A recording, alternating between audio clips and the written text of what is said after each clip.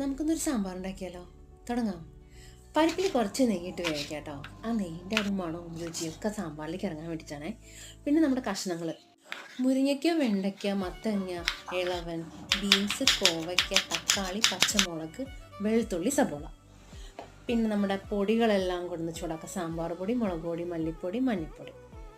എന്നിട്ട് നമ്മുടെ അരിഞ്ഞു വെച്ച കഷ്ണങ്ങളും പരിപ്പും ഇട്ട് നല്ലോണം ഇളക്കി കുറച്ച് കായപ്പൊടി, കുറച്ച് ഉപ്പ് ഇട്ട് കൊടുത്ത് നമുക്ക് കുറച്ച് വെള്ളം ഒഴിച്ച് വേവിക്കാൻ വയ്ക്കും. പിന്നെ നമ്മൾ വെണ്ടയ്ക്ക ഒന്ന് വഴറ്റി കൊടുത്ത് ബാക്കി കഷ്ണങ്ങളെല്ലാം പകുതി വേവാകുമ്പോട്ടാൽ മതി, അല്ലെങ്കിൽ വെന്തുടയും.